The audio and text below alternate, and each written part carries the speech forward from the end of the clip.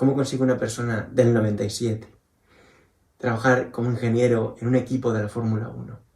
Bueno, pues lo primero es que para que eso ocurra tiene que haber una pasión detrás. Y yo de pequeño, viendo obviamente Fernando Alonso como gran parte de España, me quedé impresionado primero por la Fórmula 1. ¿Qué era la Fórmula 1? Unos coches que conseguían ir muy rápido en circuitos que tú entras con un coche de calle y te sales en la primera curva. Tal cual.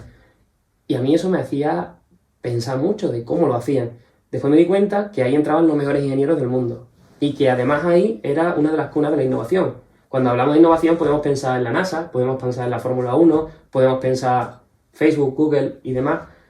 Entonces, para mí la Fórmula 1 fue como ver un nicho de innovación, un nicho en el que, aparte, es un deporte, que a mí siempre me han gustado los deportes, yo he practicado deporte desde pequeño, y vi que era un sitio en el que yo podía crecer y seguir aprendiendo, porque yo tenía ansias de aprender, perdón, desde pequeño. Entonces empecé a investigar, cuando eran los fines de semana me ponía a mirar qué es lo que llevaba cada coche y por qué llevan un alerón delante, que mucha gente piensa que es por estética y no, es la aerodinámica. Y poco a poco me fui dando cuenta de que podía llegar ahí si me lo proponía, si de verdad le ponía ganas, y decidí estudiar ingeniería aeroespacial, que mucha gente piensa que estudiando ingeniería mecánica es como se llega a la Fórmula 1, pero hay muchas vías. El Fórmula 1 es un conjunto de todas las ingenierías del mundo y de especialistas de todas las ramas trabajando juntos para sacar el coche más rápido, y una de ellas era aeroespacial porque es donde se estudia aerodinámica. Así que nada, estudié aeroespacial y bueno, ahora te contaré porque aparte emprendí montando un equipo y demás, porque en la Fórmula 1 no solo se valora los estudios y las notas, es muy importante también el recorrido que hayas tenido y lo que hayas desarrollado en otros ámbitos. La pasión. Porque al final lo que lo mueve es la pasión. Resumiéndolo, sé que ya me estás contando el plan, pero me gustaría si en 15 o 20 segundos me pudieras decir en qué edad fue y cuáles eran esos pasos, porque me flipa. Pues mira, el plan nació con unos 6 años. Con solo 6 años. Con solo 6 años empezó a nacer el plan cuando vi a Fernando Alonso. Ahí simplemente se forja esa pasión. Es decir, esto tengo que hacerlo yo. Yo tengo que estar ahí. Yo no sé qué hacen esa gente con los cascos puestos en la televisión, ahí en medio de un circuito con coches pasando, pero hacen que los coches vayan muy rápido. Y a mí eso ¿por qué? ¿Cómo lo hacen? Y ya a partir de podríamos decir, los 12 años, 13 años, ya empiezo a investigar en internet sobre la Fórmula 1, cómo se llega ahí, qué es lo que hacen los ingenieros, por qué son tan especiales.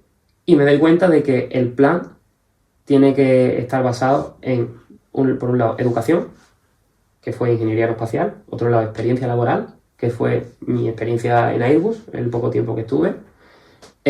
Por otro lado, emprendimiento, y sobre todo emprendimiento en el mundo del motor, es decir, hacer algo dentro del mundo del motor que te enseñe cómo funciona ese mundo y además cómo se gestiona una empresa y cómo trabajar en equipo.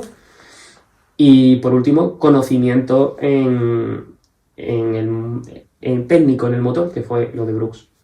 Con todo eso, pues uno ya puede ser muy válido para trabajar en la Fórmula 1. Candidato.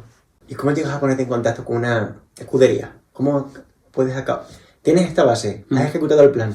¿Cómo se llega a McLaren? Pues mira, como mi plan estaba basado en el puesto que estoy haciendo ahora, fue, en cierto modo, más fácil que con otras, porque ya venía preparado de casa lo que me iban a pedir, porque llevaba estudiándolo desde hace mucho tiempo.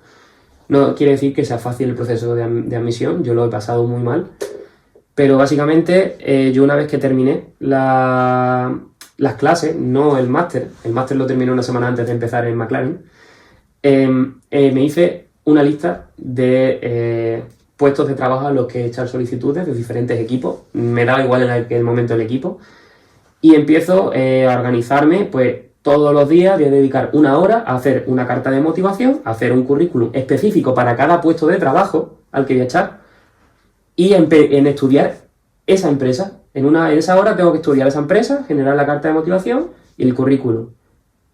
Y se lo mando. Y así todos los días iba mandando.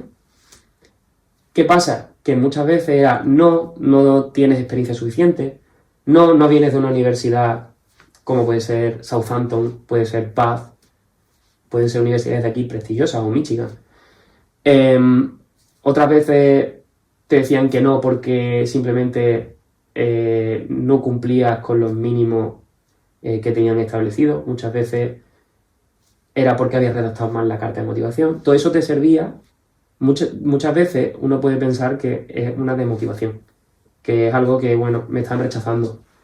Pero lo que hay que darle la vuelta y pensar que el rechazo te lleva a que al final te acepten. Porque al final estás aprendiendo de por qué te rechazan. Y están haciendo que tú te enfades. Y cuando tú te enfadas y le pones ganas y dices, pues no, ahora me vas a coger, al final vas mejorando y se va convirtiendo en una bola de nieve que va creciendo, creciendo, creciendo.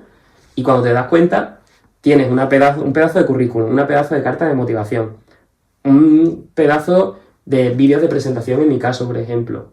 Y vi la oferta de McLaren en abril del año pasado y yo sentía, digo, esta es la mía. Digo, esta es la mía, porque yo ya llevo tantas que yo ya voy preparado. Y que además es justo el trabajo, el puesto de trabajo que yo soñé siempre. El equipo que siempre soñé, desde los 6 añitos. Voy a por ello. Y bueno, después de un proceso largo, pues recibí la llamada. Hará ahora 2 meses que recibí la llamada y nada, aquí estoy pues cumpliendo el sueño.